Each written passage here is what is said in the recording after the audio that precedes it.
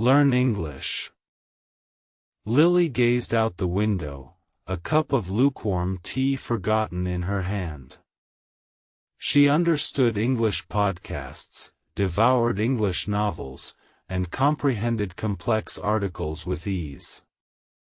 Yet, a silent barrier stood between her knowledge and her voice.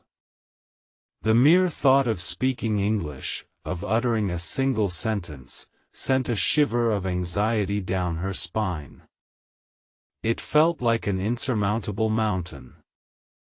She yearned to learn English not just academically, but practically. The vibrant world of international conversations, spontaneous discussions, and new friendships seemed tantalizingly out of reach. She knew, how to learn English involved more than just passive consumption. It required active engagement, a leap of faith into the unknown territory of spoken communication. The question lingered, how to talk to anyone in English. Her mind raced, conjuring scenarios of awkward pauses and fumbled words. This fear, this intense self-consciousness, was her biggest obstacle. It wasn't about vocabulary or grammar, she possessed a decent grasp of both. It was the internal battle, the reluctance to expose perceived imperfections, that truly held her captive. One crisp morning, she stumbled upon an online forum discussing how to take first step for talking. People shared stories of starting small, talking to pets, narrating daily activities to themselves, or recording their voices. A tiny spark ignited within Lily. Perhaps the first step didn't have to be a giant leap after all. Maybe it was just a whisper. Her journey began with a focus on how to improve your listening skills. She immersed herself in diverse English accents, not just for comprehension, but to internalize natural rhythm and intonation. Podcasts became her constant companions, narrating stories, discussing current events, and offering diverse perspectives. She listened actively, trying to echo phrases internally. This dedication to listen and practice transformed her auditory perception. She started noticing subtle nuances, common colloquialisms, and conversational fillers she had previously overlooked. Her brain began to map sounds to meanings more efficiently, creating a richer tapestry of understanding. It was a crucial foundation for the daunting task ahead, speaking. Then came the terrifying, yet exhilarating, moment of how to take first step for talking. Alone in her room, she began to describe objects around her. This is a blue pen. It writes smoothly. Her voice sounded alien, wobbly, and unsure. Yet, she persevered, describing her breakfast, her plans for the day, even the clouds outside. This English talking practice felt incredibly awkward at first. Her tongue felt heavy, her thoughts jumbled. But she remembered the forum's advice, just speak. Don't censor. Don't perfect. Simply make noise. The act of forming words, however imperfectly, started to chip away at the formidable wall of silence that had surrounded her for so long. A few days later, emboldened by her internal monologues, Lily decided to record herself. Playing back her voice was painful, yet enlightening. She heard the hesitations, the mispronounced words, but also the progress. This self-assessment became a valuable tool in how to improve your English, offering direct feedback without judgment. The next brave step was talking to her houseplant. "Good morning, leafy friend. How are you today?" she whispered, feeling utterly ridiculous but strangely liberated. The plant offered no judgment, no correction, just silent acceptance. This peculiar form of English talking practice slowly built a tiny reservoir of confidence within her. Lily understood why you should practice speaking. It wasn't just about showing off, it was about genuine connection. It was about accessing new information, new cultures, and new perspectives. The world felt bigger, more accessible, if only she could bridge the gap between her internal thoughts and external expression. The motivation was profound. Her "How to Improve Your English" strategy now included active speaking components. She joined an online language exchange group, initially just listening. The vibrant energy of conversations, even if she wasn't participating, further enhanced her "How to Improve Your Listening" skills, exposing her to authentic, unscripted dialogues. One evening, during a group call, a friendly voice invited her to share her opinion on a movie. Her heart pounded. This was it. The real "how to take first step" for talking with an actual human. She took a deep breath, clutching her mug, and managed to stammer out a few fragmented sentences. It felt like running a marathon. To her surprise, no one laughed. No one corrected her harshly. Instead, the speaker patiently rephrased her point, offering gentle clarification. This positive reinforcement was crucial for how make confidence in speaking. It showed her that mistakes were learning opportunities, not reasons for shame. The fear began to recede. Lily made it a point to engage in English talking practice daily. She started with 5 minutes, then 10, gradually extending the duration. She found a patient language partner who understood her anxieties and encouraged her relentlessly. These regular interactions were foundational for her progress. She realized that how to learn English was an ongoing process, not a destination. It involved continuous immersion, but critically, also continuous output. The more she spoke, the more natural it felt. The words began to flow more smoothly, the grammar errors less frequent, her pronunciation slowly refining itself. How to talk to anyone in English now seemed less daunting. She started small, with polite interactions in shops or cafes, asking simple questions. Each tiny successful exchange added another brick to her wall of confidence. She sought out opportunities, no matter how brief, to use the language actively. Her "How to Improve Your Listening" skills continued to be a priority. She listened to different dialects, watched unsubtitled films, and even tried to understand complex news reports. The better she listened, the better she could respond, completing the communication loop more effectively. Listening was active preparation for speaking. The concept of "listen and practice" became her mantra. She would listen to a native speaker's sentence, pause, and then attempt to repeat it exactly, mimicking intonation and speed. This shadowing technique significantly improved her pronunciation and rhythm, making her speech sound more natural and less hesitant. Lily started noticing a remarkable shift in how make confidence in speaking. The internal critic, once a thunderous voice, had quieted to a whisper. She embraced errors as inevitable parts of the learning curve, focusing instead on getting her message across, rather than striving for unattainable perfection. The why you should practice speaking became clearer with every conversation.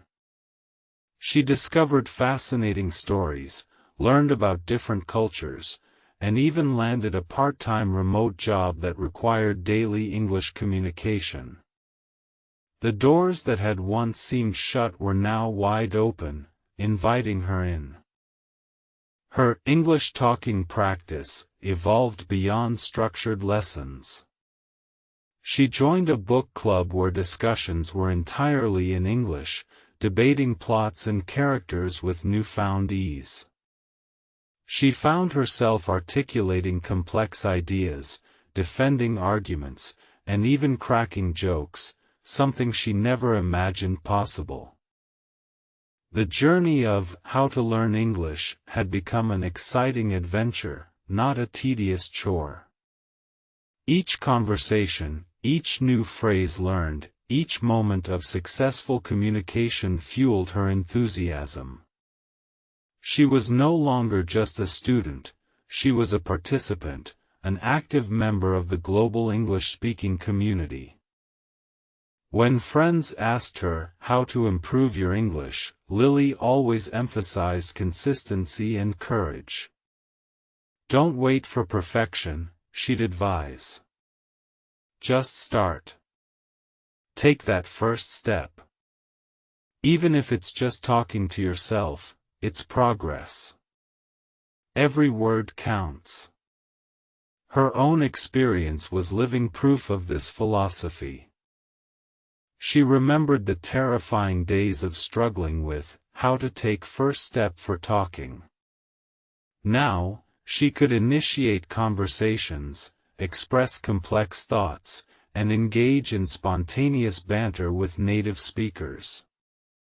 The transformation was profound, a testament to the power of persistent, focused practice. Why you should practice speaking? Because it bridges gaps. It builds connections. It opens up opportunities you never knew existed. Lily had once felt isolated by her inability to speak, but now she felt connected to a vast network of individuals across continents, all thanks to her perseverance. Her "How to Improve Your Listening Skills" had paved the way for effective speaking. She could discern nuances in tone, understand varying accents, and process information rapidly, allowing her to formulate coherent responses in real time. Good listening was, indeed, the bedrock of good speaking. The advice, "listen and practice," was not just a suggestion, it was a cyclical process. The more she listened, the better she spoke. The more she spoke, the more confident she became. This positive feedback loop propelled her forward, making the learning process feel organic and less like a struggle. How make confidence in speaking was not about magic, it was about exposure and small victories. Each successful interaction, no matter how brief, chipped away at her anxiety.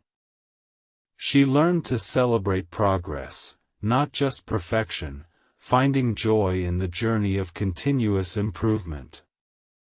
Her English talking practice became a joyful habit.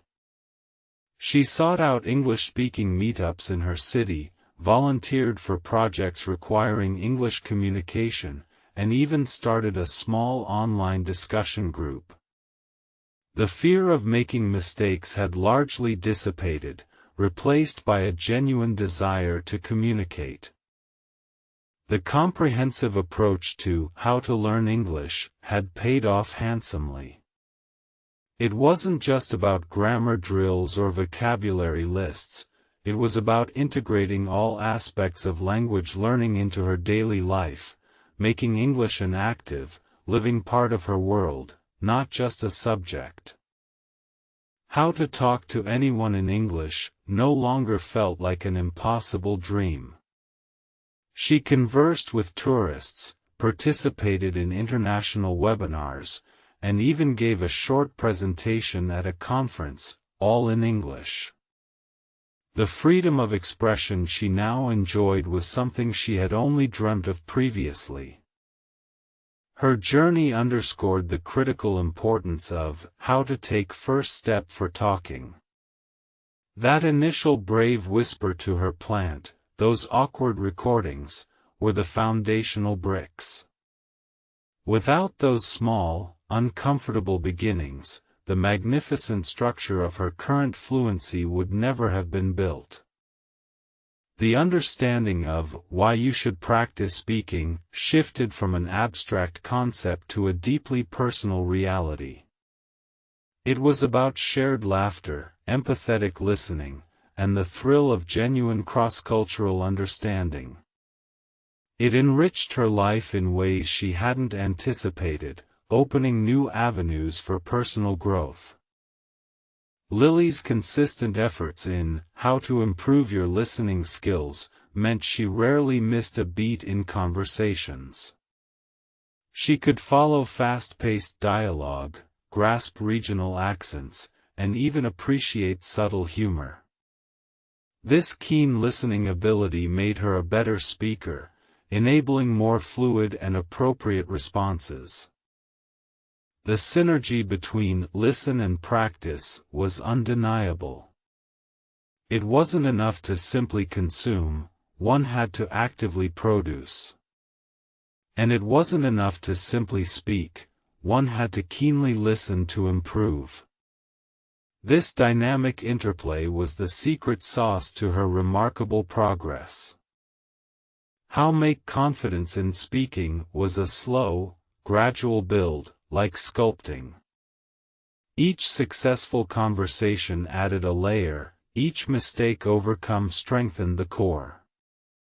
It wasn't about eliminating fear entirely, but about acting despite it, understanding that courage isn't the absence of fear, but triumph over it. Her English talking practice sessions became less about formal exercises and more about authentic communication. She engaged in debates, shared personal stories, and even offered advice in English. The language had become a natural extension of her thoughts and personality, not a foreign construct. The holistic approach to how to learn English involved leveraging every resource available: apps, online communities, real-life interactions, and self-study. She customized her learning path, always keeping the end goal of confident communication in mind, making it practical and relevant. She now saw how to talk to anyone in English as a skill attainable by anyone willing to put in the effort. It wasn't a talent, it was a muscle developed through consistent exercise. Her own journey was a powerful testament to this belief, inspiring others to embark on their own linguistic adventures. Reflecting on how to take first step for talking, Lily always emphasized patience with oneself. Don't expect overnight fluency, she'd say. Celebrate the small wins. Each word spoken is a victory.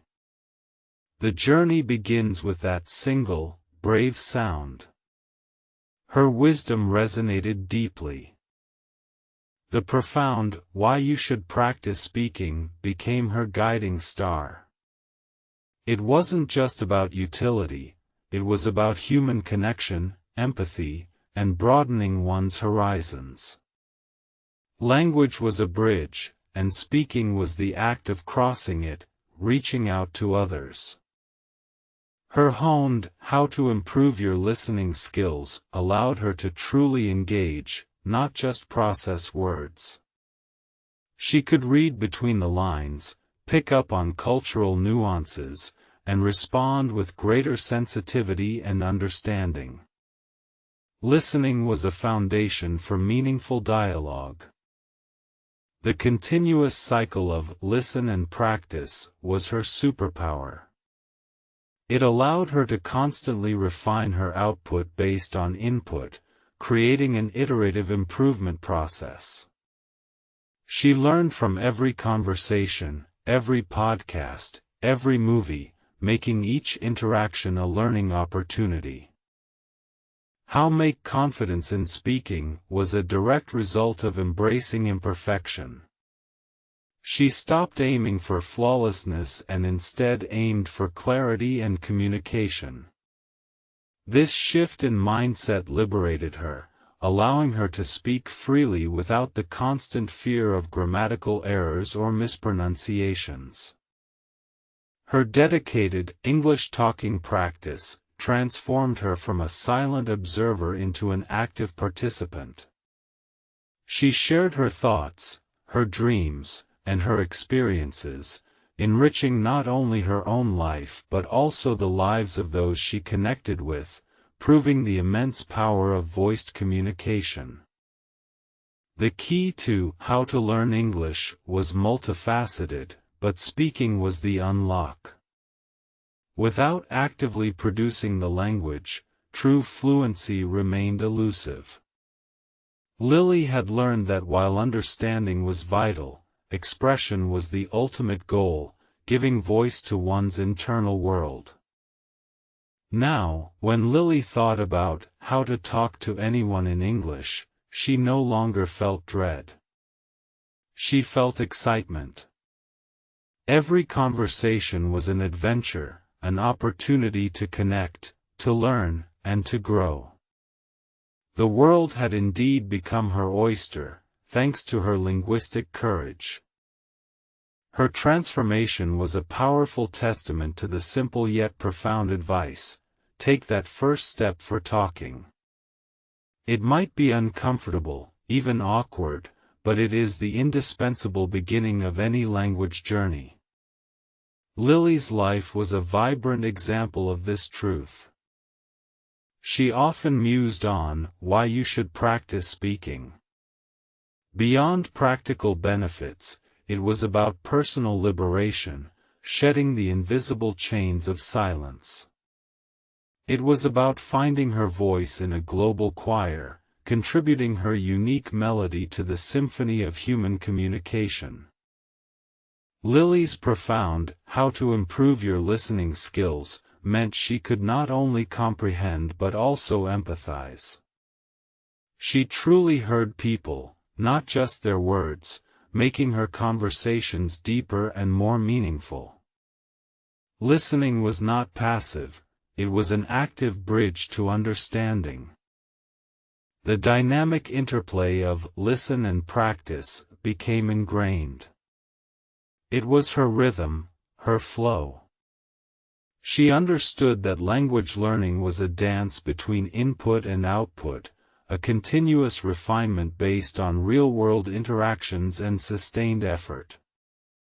This was her secret. Ultimately, how make confidence in speaking was about letting go of perfectionism and embracing the messy, beautiful reality of learning.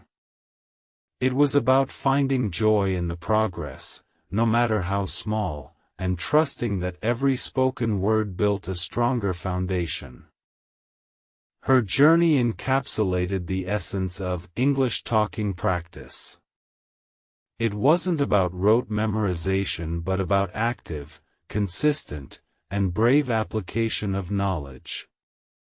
It was about turning passive understanding into active, confident communication, day by day, word by word. And so, Lily, once silent, became a testament to how to learn English effectively. Her story, woven from courage and consistency, inspired countless others to shed their fear, embrace the awkwardness, and find their own voices in the vast, interconnected world of English. Her transformation from hesitant learner to fluent communicator highlighted the power of persistence.